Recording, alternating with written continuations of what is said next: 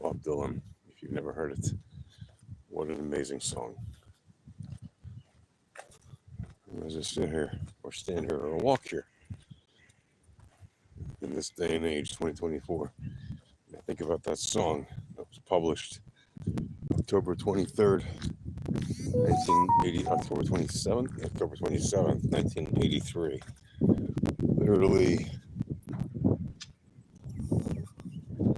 40 years, or 20 days shy of 40 years before the October 7th attacks on Israel by Hamas and the United Nations Relief Works Agency staff that collaborated and committed those acts of terrorism with them, and all of the attacks from the Houthis and Hezbollah and Iran and other groups that have happened since then.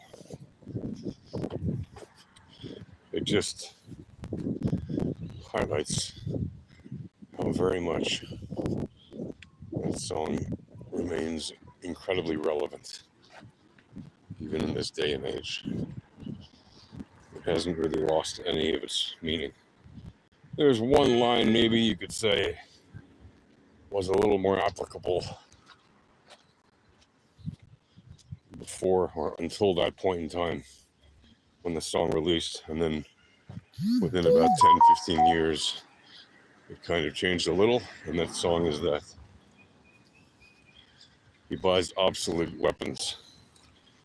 Nowadays, Israel is the fourth largest exporter of weapons in the world because it manufactures many of its own. And yes, it imports obviously weapons from the United States and other countries, but it also exports quite a bit. And the weapons that it imports are no longer the obsolete ones, but that did not come with any love. As the song rightly says,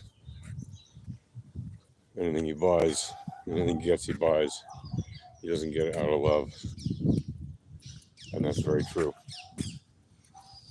And the weapons that Israel has, which are advanced, in many cases among the world's best, if not the best in the world, are only because either they paid for it in some way, right, financially and or politically and or otherwise, diplomatically, whatever, or because they developed it.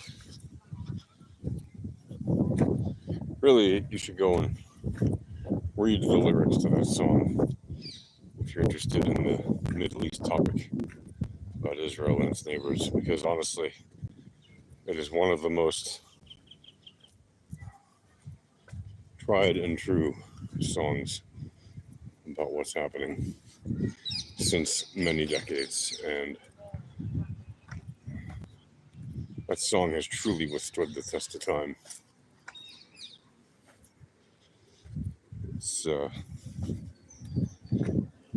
when you spend enough time in a war zone and you know about the politics of a particular region, and you realize just how insane it is and what a double standard there is applied to one side, the side with the least population, the side with the most amount of haters throughout history.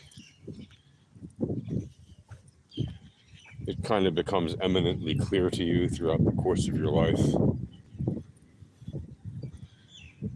when you are just part of a group that is always hated just for existing and being alive. And how dare you fight back when somebody attacks you? You should apologize. And if you destroy their weapons factory, you should apologize, because they were supposed to use those on you, and you're supposed to be okay with that. It's just utter nonsense and insanity, but that's what we're dealing with. So that's why my take on the whole thing is that song is really prescient from way back when he wrote it, not just to the conflict as it was in those days. Right? When he wrote it in the early 80s, it was prescient about the state of affairs. And we're talking about a song that he wrote and published just a few years after the Israel-Egypt peace accords were signed, right, between Menachem Begin, who was the prime minister of Israel, and Anwar Sadat, who was the president of Egypt, and Jimmy Carter, the president of the United States, when they signed the Camp David Accords and made peace between Israel and Egypt. In 1983, sure, there were things happening in Lebanon.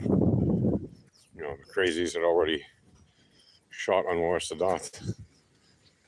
You know, the Muslim extremists in Cairo had already murdered the president for making peace with Israel. But nevertheless, there was still some kind of a glimmer of hope that maybe Egypt being at peace with Israel, there could be maybe a wave of peace to come over the other countries. But of course, as everybody knows, the PLO, you know, led by Yasser Arafat at the time, absolutely objected to that, because if Saudi Arabia would have made peace with Israel, it would have basically made the PLO, you know, a vestige of an old remnant of hatred that just was no longer relevant. And so Iran started percolating around that time too. Once the PLO had been driven back to Beirut and then driven out, its leadership had been driven out of Beirut and forced to fly to other countries. You know, when Arafat had to escape to Tunis and all that stuff.